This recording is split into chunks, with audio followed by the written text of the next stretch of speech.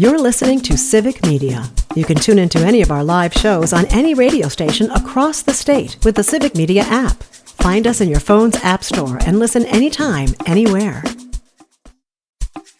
This is your WLAK Daily News Roundup for Lake Air, 107.5 FM and 1260 AM in Amory.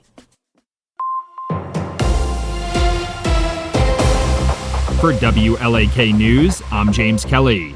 Washburn County officials say they're seeking a more constructive option regarding a roadside bait shop that had caused some controversy. According to a press release, a community member reported the bait shop to the county for zoning violations. The county zoning department determined that the structure was not permitted under current regulations and issued a notice of violation to the landowner. The decision led to pushback from other community members who expressed support for the local youth running the shop for their initiative and entrepreneurial spirit. Officials from the Bayfield State Fish Hatchery say they've received $1.6 million in state funding to support facility improvements and preserve its history. According to the Wisconsin Department of Natural Resources, the funding will allow the hatchery to drill a new well in an effort to improve access to quality water. The funding will also aid in the restoration of the hatchery's original building, as well as improvements to its visitor center. Construction work on the upgrades are scheduled to begin in February and should wrap up by the end of 2026. Proposed legislation to withhold the salaries of suspended judges was introduced in the Wisconsin State Legislature on Thursday. The bill comes following the suspension of Milwaukee Judge Hannah Dugan, who was criminally charged after being accused of helping an undocumented immigrant avoid arrest by immigration authorities in her courtroom. The legislation was co-authored by State Representative Shay Sortwell and State Senator Corey Tomczyk, who said Judge Dugan should not be continuing to collect her pay while facing federal charges.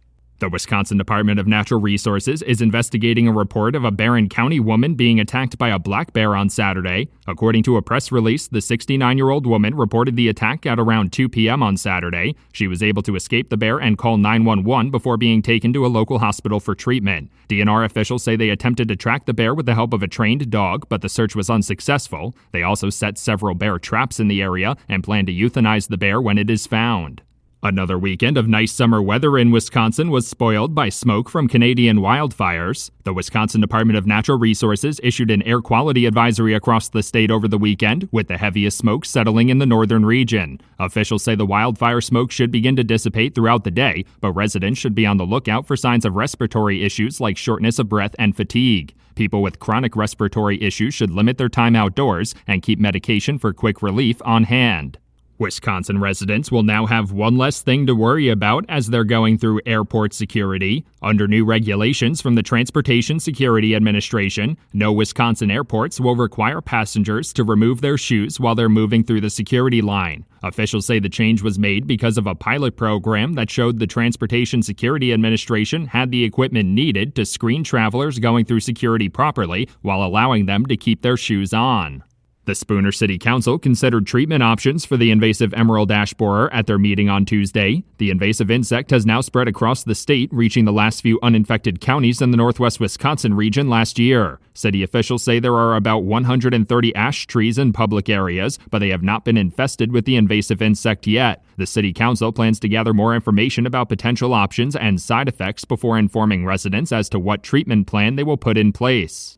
The Duluth Seaway Port Authority has announced that the CHS Superior Terminal will cease operations in September. According to CHS officials, 23 employees at the shipping terminal will be laid off when it officially closes on September 8th. The shipping terminal stores and ships about 20 million bushels of grain each year. In a statement, Duluth Seaway Port Authority officials said they were disappointed in the company's decision to cease operations and would be working with the city of Superior to find another solution for continued use of the terminal.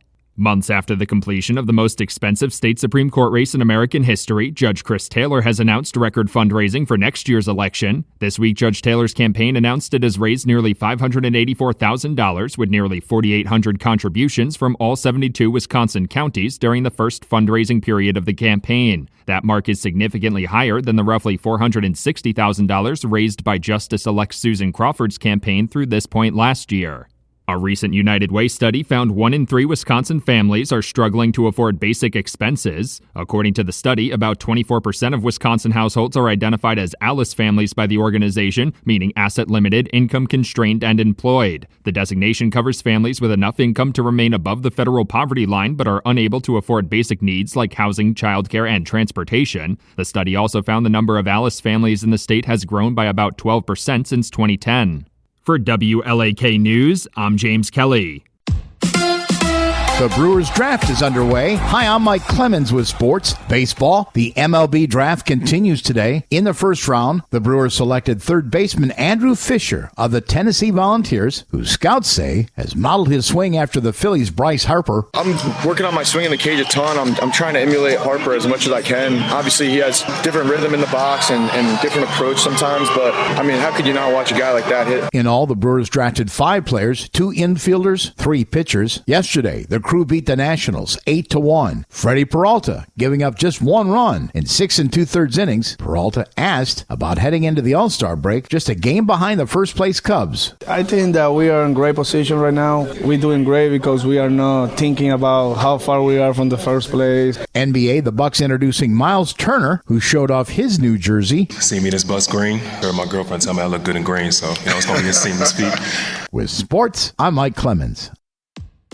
On your entertainment beat, I'm Pete Schwaba. If you thought it was hard to cancel a streaming subscription before, brace yourselves because it's about to get even more difficult. According to The Hollywood Reporter, the Federal Trade Commission's click-to-cancel option has been struck down by a federal appeals court. The FTC has tried to make it equally as easy to cancel a subscription as it is to sign up, so expect much more frustration. The whole issue started with Amazon, which was accused of tricking customers into signing up for Prime, then making it extremely difficult to cancel. I guess we know how Bezos paid for that wedding. Here's a Hollywood beat just for me. I hope you like it too. The show Bosch is coming back by way of another spin-off. Ballard will drop on Amazon Prime like Bosch and Bosch Legacy did previously, both of which are now kaput. Maggie Q will play Renee Ballard. Titus Welliver will return as Harry Bosch, who will assist Ballard with cold cases from time to time. All 10 episodes of Ballard dropped a couple days ago and are available on Prime. Mariska Hargitay has experienced an almost unprecedented run as an actor on the show Law & Order Special Victims Unit. And now she has a director's credit as well. She is the creative force behind a documentary about her late mother, Jane Mansfield, called My Mom Jane. The Hollywood Reporter is now saying the documentary will be eligible for the Oscars since it's been revealed that it had a short theatrical run at a North Hollywood movie theater last week. My Mom Jane is available to stream on HBO and is getting very good reviews. Sarah Jessica Parker feels she had to defend herself for not endorsing a political candidate publicly. The And Just Like That and Sex and the City star told Nicole Wallace on her podcast she didn't believe social media was the place for quick political conversations.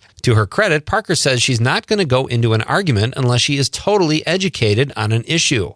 Imagine that. There is only one new release this weekend, but it's a big one. I'm talking about, of course, the highly anticipated Superman, which according to Rotten Tomatoes, critics seem to approve of and audiences are raving about. The film is directed by James Gunn and stars David Cornsweet as the title character. Joining him in the cast is the marvelous Miss Maisel's Rachel Brosnahan, Bradley Cooper, and Nicholas Hoult. In the latest installment, Lex Luthor is a tech billionaire. Sounds about right. And since this is the age of the re-release, and if you're lucky enough to live in a city where there is a limited showing, check out One Flew Over the Cuckoo's Nest, which is celebrating its 50th anniversary and is playing in various cities. The film stars much younger versions of Jack Nicholson and Danny DeVito and has won 5 Oscars for Best Picture and 1 for Nicholson as Best Actor. Let's go to the movies. For more showbiz fun, tune into Nightlight with me, Pete Schwaba, weeknights from 6 to 8 p.m. on the Civic Media Radio Network.